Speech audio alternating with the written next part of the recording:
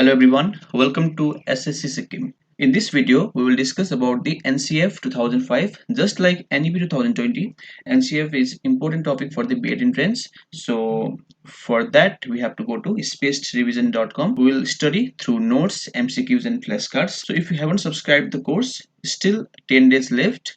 Enroll the course and utilize the few days efficiently. So let's go to the website. Here it is, spacedrevision.com. Once you enter the website, we have to go to my courses section. If you want to purchase the course, तपाईहरु first मा community course मा जानु पर्यो. Community course मा गएपछि you have to find B.Ed Entrance Soreng. So त्यहाँनिर click गरेर purchase गरिसकेपछि you have to go to my courses section. त्यहाँनिर तपाईहरुले course पाइहाल्नुहुन्छ. Let's go to B.Ed Entrance Soreng. आजको टपिक रहेको छ NCF 2005. So first मा हामी notes देखि start गर्छौं. Once notes go through गरिसकेपछि we will study the flashcards and MCQs related to the NCF 2005. So once notes मा click गरेर you have to find NCF 2005.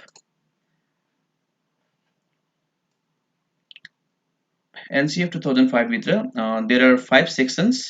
NCF 2005 important fact भइहाल्यो र यहाँनिर देख्नुहुँदैछ core principle of NCF 2005, key areas, pedagogical shifts, implementation strategies, challenges and way forward. आजको यो सेसनमा हामी first को मात्रै कभर गर्ने छौं. सबै डिस्कस गर्दा it will be too long. In this session we will cover NCF 2005 important facts. र अरु कन्टेन्ट तपाईहरुलाई चाहिन्छ भने you must visit the website. So NCF, it is National Curriculum Framework. First of all, NCF को full form हुन्छ National Curriculum Framework. Here we are talking about NCF 2005. Okay, a comprehensive overview. So introduction हेरौं.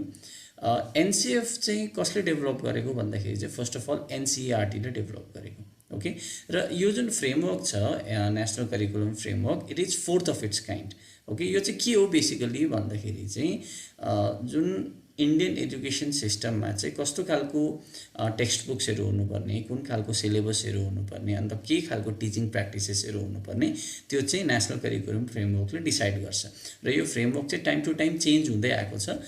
First of all first framework release भएको थियो 1975 मा. त्यहाँबाट second यसमा revision आयो 1988 मा, एन्ड देन 2000 मा, अनि फेरि 5 साल बाद 2005 मा, र अहिलेसम्म मोटामोटी तौरमा NCF 2005 के फ्रेमवर्क चलिरहेको छ. Okay, so this is it. So the framework is fourth of its kind. Okay, previous version 1975, 1988, 2000 मा थियो, र अहिले चाहिँ 2005 को NCF हामी पढ्दैछौँ. So this was a brief introduction. So यसबाट क्वेशन्स आउन सक्छ. फ्ल्याश कार्ड हेरौँ. What organization developed the NCF 2005 in India? So यसको आन्सर सिम्पल हो, national council for educational and research training NCERT. अब NCERT को बारेमा पनि अलिकति याद राखिराख्नुहोस्. NCERT 1961 मा एस्टाब्लिस गरिएको.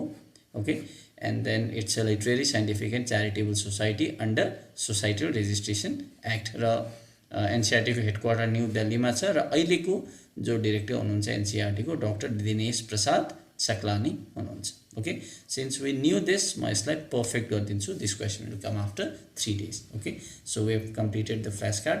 Now let's go to MCQs. How many versions of national curriculum framework existed before 2005? हामीले अघि हेऱ्यौँ 3टा भर्जन हैन. So 3 versions existed before 2005.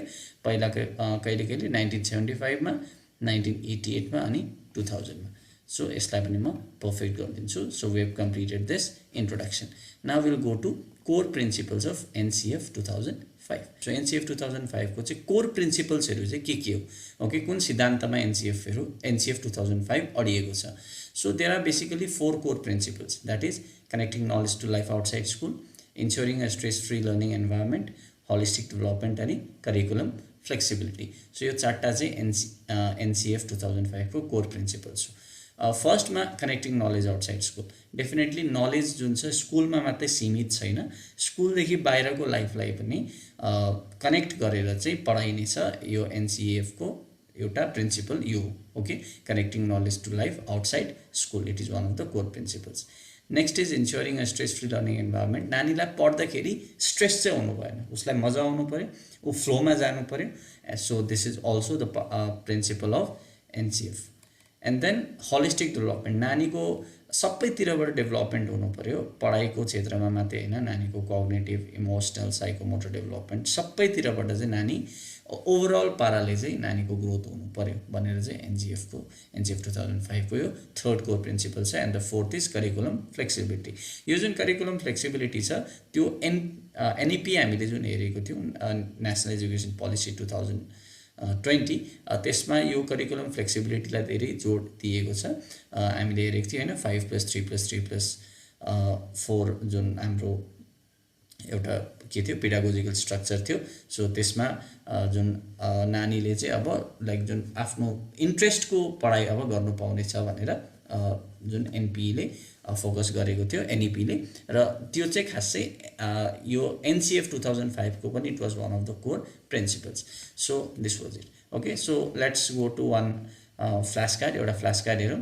What approach does NCF 2005 emphasize to connect classroom learning with real life experience? So approach के हुनेछ भन्दाखेरि चाहिँ connecting knowledge to life outside school. This was a simple question.